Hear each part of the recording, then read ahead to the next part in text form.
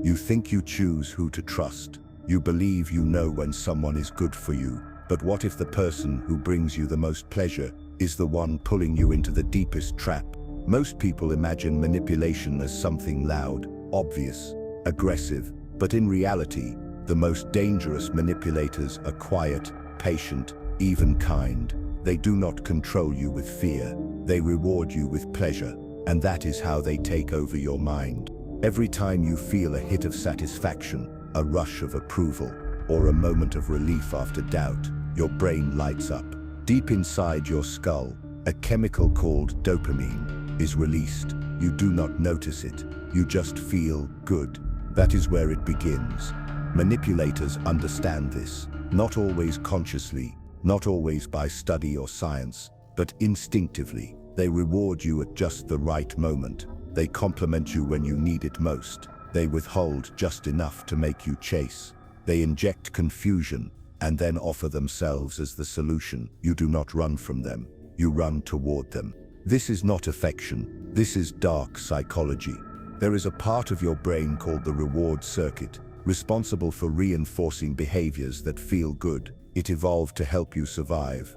It made food, connection, sex, success feel good, so you would repeat those behaviors. But this same system can be hijacked. It can be turned against you, and it often is.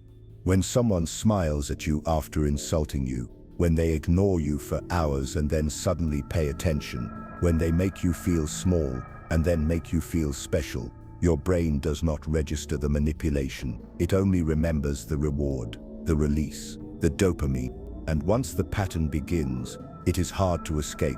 Many people think they are in control of their emotions, their decisions, their preferences, but those beliefs are built on a lie. You are not designed for truth. You are designed for survival. And sometimes survival feels like clinging to what hurts you, because it also rewards you. This is the trap that manipulators create.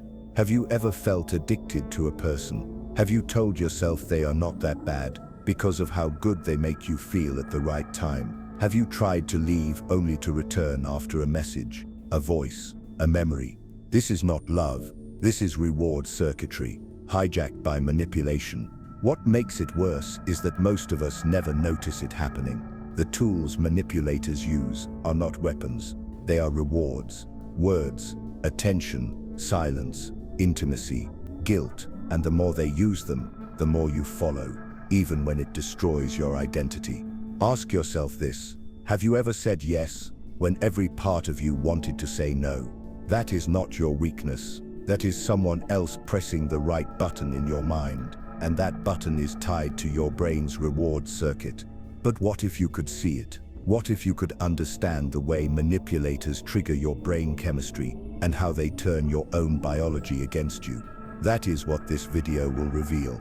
We are going deep into the science of manipulation, the dark psychology behind control, and the terrifying truth about why we reward those who abuse us. You may feel uncomfortable. You may start remembering things you buried. That is not a coincidence. Because once you begin to see the pattern, you can never unsee it. Stay with me until the end, and I will show you a truth most people never realize. Not because it is hidden, but because it is too painful to accept. For most of your life, you have been told that reason is your defense, that if you think clearly, judge fairly, and trust logic, you will make the right decisions. That belief is false. It is not only false, it is dangerous. The human brain is not built to prioritize truth. It is built to prioritize reward. What feels good is remembered. What feels bad is avoided. That is how the reward circuit dominates your behavior. It is not your conscious mind that controls your choices. It is the emotional signal tied to the outcome. This misunderstanding of how decisions are made creates the perfect environment for manipulators to operate. They do not attack your logic. They bypass it entirely. They create experiences that feel rewarding. They condition your brain to seek their presence, their approval, their attention. By the time you try to apply logic, the reward circuit has already claimed control.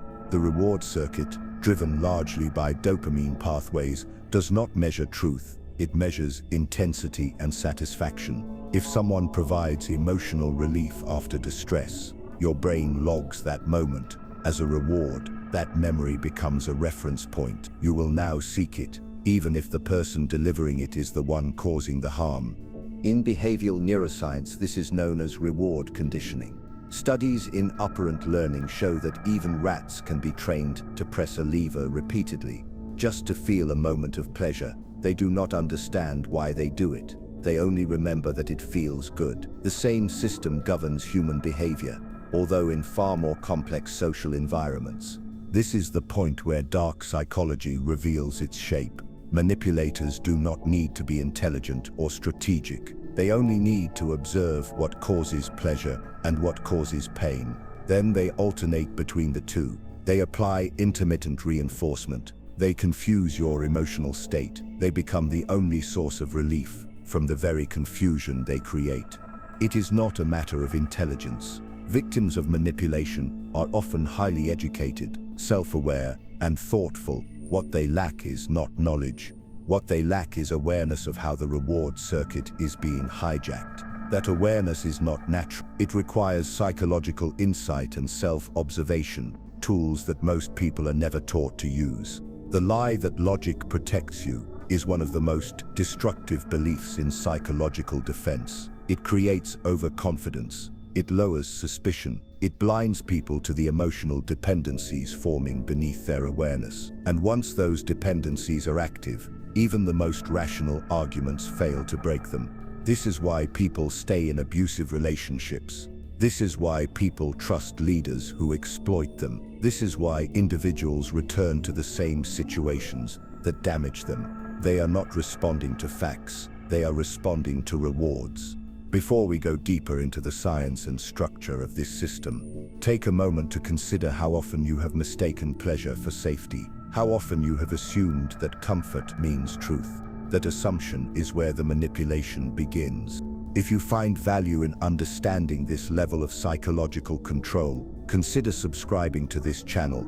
Share your thoughts in the comments, not for reaction, but to process what you now see. You may help someone who still believes that logic is enough to protect them.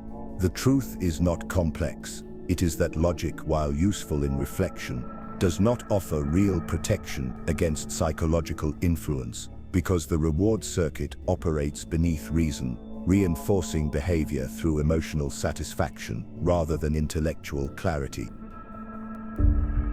Inside the brain, there is a network of structures that form the reward circuit. This includes the ventral tegmental area, the nucleus accumbens, and the prefrontal cortex. These regions communicate through dopamine signals, which determine how desirable an experience is. This system controls the way people learn, the way they repeat actions, and the way they prioritize behaviors. When an action leads to pleasure, the reward circuit stores that association. When the same context appears again, the brain recalls the reward and urges repetition. This is how habits form and how addictions develop. The system is fast, powerful, and unconscious. Manipulators use this circuit as a tool. They create environments where your brain connects them with pleasure. Even if the broader experience is harmful, they deliver affection, attention, or validation after periods of confusion or neglect. The relief itself becomes the reward, and because it is unpredictable, it becomes even more addictive. In psychology, this is described as intermittent reinforcement. The concept was demonstrated by Burgess Frederick Skinner in behavioral experiments. Rats that received a reward only some of the time pressed a lever more obsessively than those that received consistent rewards. The uncertainty increased their drive. This same mechanism applies to human relationships. In toxic dynamics, the manipulator may alternate between praise and punishment. The victim feels anxious, then relieved. Tension builds, then breaks. Each cycle strengthens the emotional bond, not through love, but through neurological conditioning. The reward circuit cannot tell the difference between healthy and unhealthy rewards. It does not distinguish truth from illusion. It only responds to the intensity of satisfaction. This is what makes it vulnerable. Addictions, whether to substances or people, follow the same neural patterns. Dopamine levels spike in anticipation of the reward, not just from the reward itself. This anticipation becomes the driver. The emotional chase is reinforced, even when the outcome causes distress. Social media platforms use the same principle. Notifications, likes, and messages arrive unpredictably. Users feel compelled to check again and again for the next hit. This cycle reflects the same neurological structure that manipulators exploit in emotional settings. The more unpredictable the reward, the more the circuit is engaged. The more it is engaged, the harder it becomes to resist. Over time, the brain reshapes itself around these patterns. Neurons that fire together wire together. The more a manipulator activates your pleasure response, the more your brain associates their presence with emotional survival. This is why people defend those who abuse them. It is not weakness, it is not foolishness, it is neuroplasticity. The brain adapts to the source of reward, regardless of moral evaluation. Understanding this is not just knowledge, it is protection. If you do not see how the reward circuit works, you cannot interrupt its influence. You will continue to follow the pattern, believing it is your choice. But it is not your conscious choice. It is your brain responding to a system evolved for survival, now used for control. Manipulators do not rely on force. They rely on precision. They observe behavior, identify weaknesses, and activate responses that give them control without confrontation. Their power does not come from intelligence. It comes from their ability to read what satisfies you, what you fear, and what you are willing to trade for relief. In psychological terms, manipulation is a method of behavioral influence that exploits emotional triggers. It involves shaping another person's perceptions and actions for personal gain. This process is rooted in social conditioning, power imbalance, and emotional dependency. Manipulators are often skilled in creating false impressions of security. They present themselves as protectors, advisors, lovers, or allies. In the early phase, they use techniques such as mirroring and validation. These methods generate fast emotional closeness. The victim feels understood, appreciated, and accepted. The reward circuit activates quickly. Once this bond is formed, the manipulator begins to shift. They withdraw approval. They introduce ambiguity. They change the emotional rhythm. The victim, no longer receiving the same dopamine reward, begins to pursue it. This pursuit creates vulnerability. The manipulator reinforces this vulnerability with selective rewards. Praise, attention, or affection is given when compliance is shown. Doubt, criticism, or silence is applied when resistance appears. This is not random. It is structured conditioning. Over time, the victim's emotional patterns are shaped by the manipulator's reinforcement schedule. Gaslighting is one of the core tools in this process. It is the act of denying reality to distort perception. When a manipulator denies events, contradicts memories, or reinterprets facts, they weaken the victim's confidence in their own mind. As certainty dissolves, the manipulator becomes the new source of truth. This dependence is psychological, not logical. It is not based on agreement, but on reward. The manipulator trains the victim to rely on them for emotional clarity. The victim learns that peace comes only through the manipulator's presence or approval. Philosophically, this raises a critical question. If a person's sense of reality is shaped by another, where does autonomy begin? If pleasure and relief are given conditionally, is there any freedom left in choice? Manipulators rely on the illusion of free will. They make the victim feel responsible for their own pain. They use phrases that imply guilt or obligation. They imply that compliance is kindness, that resistance is betrayal. This cognitive framing deepens the control. Behavioral psychologists have studied these patterns in authority submission models. The Milgram experiment, conducted in the 1960s, revealed that ordinary individuals could be pushed to inflict harm when directed by an authoritative figure. The obedience was not based on belief. It was based on social pressure and conditioned compliance.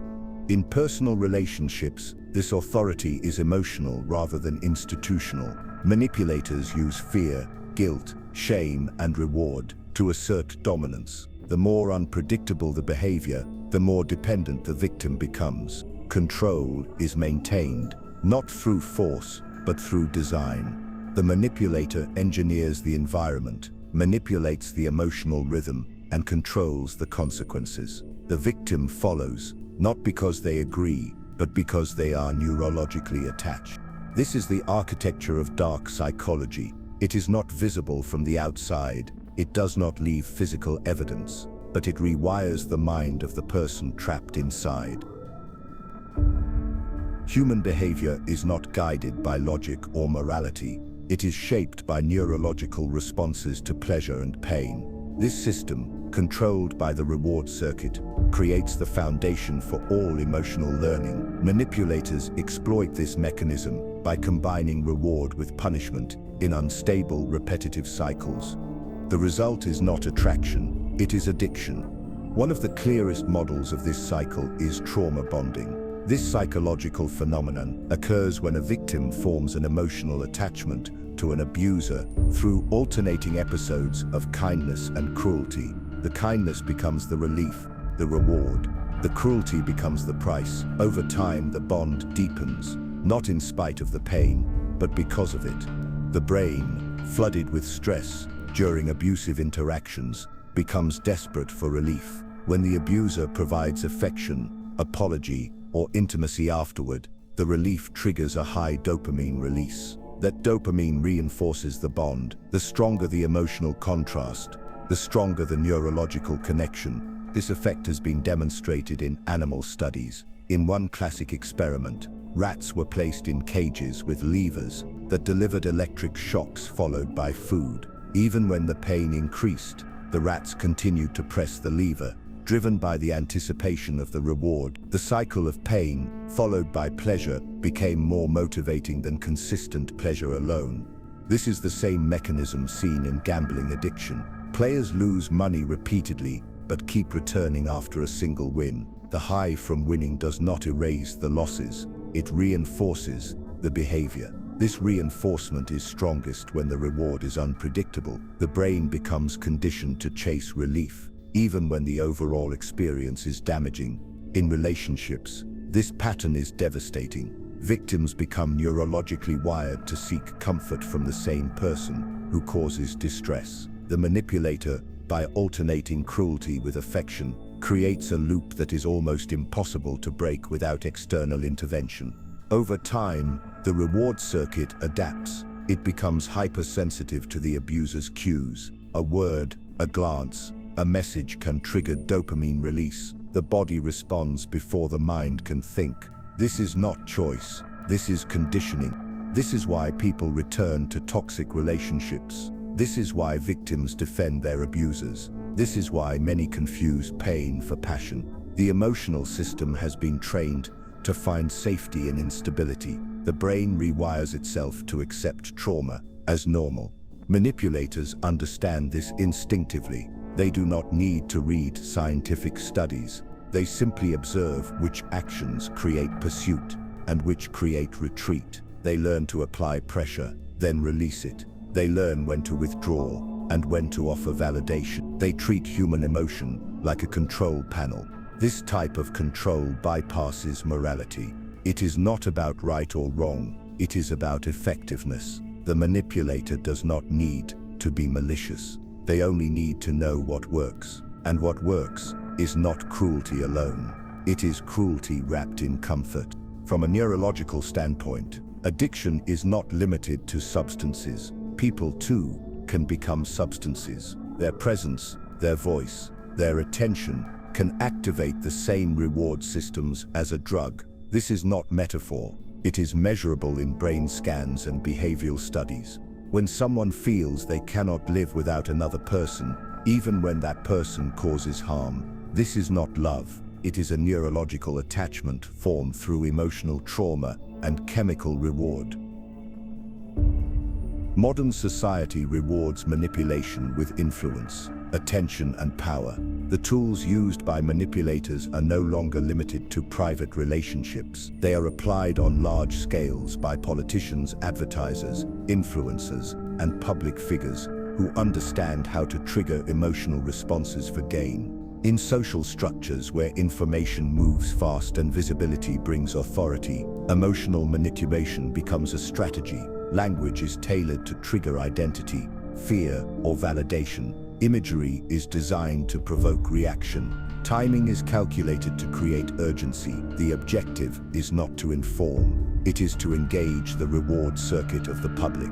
Political leaders often rise not because of logical arguments, but because of emotional messaging. They frame problems in ways that evoke fear, anger, or pride. Then, they present themselves as the only solution. This fear relief pattern mirrors abusive cycles in personal relationships. The public, exposed to repeated stress and targeted comfort, begins to associate the leader with emotional security. The same system is seen in advertising. Brands do not sell products, they sell feelings. Commercials associate items with joy, success, belonging, or attraction. The product becomes a symbol of emotional reward. Consumers pursue it, not because they need it, but because it activates the reward response. Social media amplifies this process. Influencers craft personas that offer emotional value. Some use relatability, others use controversy, others use admiration. The goal is to trigger engagement through pleasure or outrage. Every like, share, or comment becomes a loop in the viewer's reward circuit. This attachment strengthens over time, regardless of content quality or truth. Manipulators in these domains are not always aware of the psychological systems they exploit. Many follow patterns they have seen succeed. They learn by observation what works. When a message gets attention, they repeat it. When outrage gains views, they increase it. The feedback loop teaches them the method, even if they never understand the mechanism. This creates a dangerous environment where public attention is shaped by those who best understand emotional control. Truth becomes secondary to impact. Reality becomes less important than resonance. Manipulators thrive not by providing answers, but by delivering sensation. The reward circuit does not evaluate the source. It only records the feeling. If a message, product, or personality makes you feel seen, entertained, or validated, your brain builds attachment. Over time, that attachment influences opinion, behavior, and even values. This is not an accident, it is a design. Modern systems are optimized for engagement, and engagement in neurological terms means activation of the reward circuit. The more intense the activation, the stronger the behavioral imprint. In this environment, manipulators do not hide, they are celebrated. They appear in headlines, endorsements, and rankings. Their success is visible. Their methods are repeated. The public, unaware of the structure, follows the emotional signal. What feels good is followed. What feels good is trusted. What feels good becomes truth. Cognitive bias is not an error in thought. It is a function of survival. The human brain filters reality through shortcuts that reduce complexity and increase speed. These shortcuts are not always accurate. They are useful, not truthful. Manipulators depend on these flaws. They rely on the fact that people do not see what is real. They see what feels right.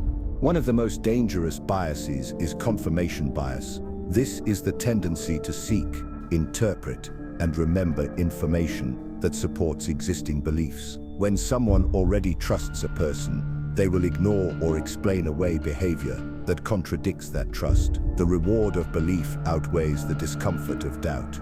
Optimism bias is another blind spot. People tend to believe they are less likely to be harmed than others. This creates a sense of personal immunity. Even when warning signs appear, individuals convince themselves that manipulation happens to others, not to them. This belief reduces caution and increases exposure to risk. The sunk cost fallacy plays a powerful role in prolonged manipulation. When someone has invested time, emotion, or identity into a relationship or belief, they resist leaving it. The cost of abandonment feels too high. They continue, not because it is good, but because leaving would make the past feel wasted. These biases are amplified by emotional dependency. Once a manipulator has established control through the reward circuit, they become the center of emotional stability. Doubting them feels like destabilizing reality. The victim resists awareness, not from ignorance, but from fear of collapse.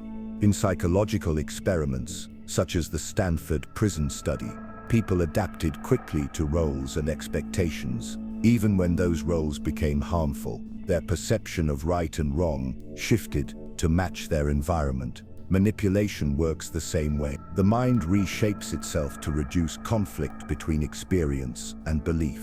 Blind spots are not passive. They are protected by the mind. When someone confronts a manipulated person with facts, logic, or evidence, the response is often defense, denial, or anger. This reaction is not deliberate. It is protective. The mind defends its emotional investments before it accepts intellectual corrections. Manipulators exploit these defenses. They know that the more someone feels attached, the more they will resist change. They apply guilt, confusion, and emotional framing to strengthen the victim's loyalty. Over time, the victim becomes the defender of their own captor. This reversal is not rare. It is common. It is why people stay silent in abuse. It is why followers justify corrupt leaders. It is why victims repeat cycles. They are not responding to information. They are responding to what their mind has been trained to protect. The combination of cognitive bias and reward conditioning forms a closed system. It filters truth, reshapes perception, and sustains control. To escape, a person must first accept that their thinking may not be reliable, that their loyalty may be a response to manipulation, that their sense of safety may be based on deception. Recognizing manipulation requires a deliberate willingness to confront emotional discomfort, engage in sustained self-examination, and question long-held assumptions that once felt secure. This process is mentally demanding, often resisted and avoided by many, because it threatens the internal structure that has been shaped for psychological stability. When someone begins to realize they have been manipulated, the first emotion is not relief, it is pain. The discovery of truth does not bring peace. It creates conflict between the world a person believed and the reality that now confronts them. This emotional collision is called cognitive dissonance. It is one of the strongest psychological resistances to change. Cognitive dissonance occurs when the brain holds two contradictory beliefs at the same time. For example, believing someone cares about you while also seeing evidence that they are causing harm. The brain cannot hold both beliefs comfortably, so it seeks resolution. But when the truth threatens a core emotional attachment, the mind often chooses the comforting lie. This is why victims of manipulation struggle to accept evidence. They are not unintelligent.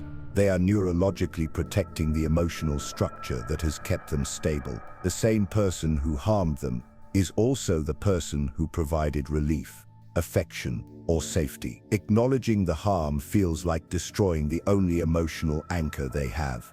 The reward circuit plays a critical role in this response. When someone who has delivered pleasure is revealed to be the cause of pain, the brain enters a confused state. It tries to reframe the experience to preserve the dopamine association. This internal negotiation delays awareness, weakens insight, and extends emotional dependency. In therapeutic settings, this stage is known as the breaking point. It is the moment when a person can no longer reconcile the contradiction. The emotional discomfort becomes too strong to ignore. This is often when change becomes possible, but it is also when the risk of collapse is highest. Truth feels like betrayal because it forces the brain to abandon the system it has used for comfort. It is not just about accepting facts, it is about rebuilding emotional frameworks from the ground up. The deeper the manipulation, the more violent the internal reaction. Many people retreat at this stage. They return to the manipulator. They silence their doubts. They call the pain confusion and choose to forget. This response is not weakness. It is a survival instinct. The brain will always prioritize stability over clarity. It will choose emotional safety over factual accuracy, especially when identity is involved. In this state, questions begin to surface. Not logical questions, but personal ones. Why did I trust them? Why did I ignore the signs? Why do I still miss them? These questions carry weight. They are not just reflections. They are evidence that the manipulation has reached into the deeper levels of the self. If you have reached this stage in your understanding, take a moment to write down something meaningful, not for others, but for yourself. Write what you have tolerated. Write what you saw but chose to explain away. Writing forces the brain to confront rather than avoid, and confrontation is the beginning of awareness. The emotional cost of truth is high, but the cost of remaining blind is higher. There is a common belief that awareness leads to freedom, that once a person understands how they have been manipulated, they will break free, rebuild, and move forward with clarity. In psychological reality, this outcome is not guaranteed. Awareness is not freedom. It is the beginning of resistance, and resistance alone does not erase the emotional conditioning that manipulation has produced. The reward circuit does not shut down because of insight. Dopamine pathways that were strengthened through repetition and emotional reinforcement remain active long after awareness emerges. The emotional memory of comfort, attention, or validation remains attached to the manipulator. The body may recognize danger, but the mind still longs for relief. This internal conflict can last for years. In psychological rehabilitation, detachment from toxic emotional patterns is a gradual process. It requires sustained withdrawal, cognitive restructuring, and environmental change. The brain must be given new patterns to form new neural pathways. The presence of the manipulator, even in memory, can trigger emotional relapse. This is not a failure of willpower. It is a neurological response to unresolved conditioning. People seeking closure from manipulators often face further harm. The manipulator may deny responsibility, reverse blame, or reintroduce doubt. They may present themselves as changed, offer symbolic peace, or display emotional vulnerability to regain influence. These actions are not genuine transformation. They are tactical. They target the emotional system, not the logical mind. For victims, the expectation of a clear ending can become another form of illusion. There is often no apology, no justice, and no restoration. Manipulation leaves emotional damage that does not always receive validation from others. Society tends to judge outcomes, not processes. Those who leave quietly without drama or explanation are often misunderstood. Philosophically, the search for meaning in the manipulation experience can become another trap. Asking why it happened, what lesson it taught, or how it changed the self, while valuable in reflection, does not remove the pain, it only frames it. Healing is not interpretation. Healing is reconstruction, one behavior at a time, one decision at a time, without expecting relief to feel immediate. Some victims do not return to normal. They do not regain former innocence or trust. Instead, they develop a different relationship with awareness. They become observant, not reactive. They learn to recognize patterns before they deepen. This change is not dramatic. It is quiet, slow, and often invisible to others. The idea of a happy ending assumes that healing returns a person to who they were before. That assumption is false. The self does not return. It reforms with new boundaries, new silence, and sometimes new solitude. What matters is not the presence of peace. What matters is the end of control. There comes a point when understanding is no longer the goal. Awareness alone cannot change a pattern. Knowledge of the reward circuit, the tactics of manipulators, and the psychological impact of conditioning offers no protection unless action follows. The difference between insight and transformation is choice. Every manipulated individual faces the same decision: continue following the emotional signals reinforced by manipulation, or choose to stop responding to them. This choice is not simple. It requires stepping away from comfort, It requires accepting that pleasure can be deceptive. It requires walking into emotional silence without expecting anyone to guide the way. The brain, wired for reward, will resist. It will signal craving, loneliness, and doubt. It will suggest that maybe the manipulator was not harmful. It will replay memories that felt good and suppress the ones that felt wrong. This response is not emotion, it is biology. To choose differently means refusing to obey the same neurological signals that once shaped your behavior. It means creating new responses to familiar triggers. It means recognizing that emotional craving is not the same as emotional truth.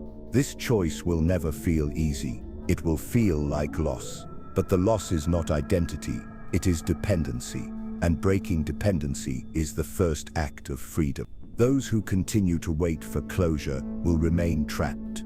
Those who wait for certainty will delay change.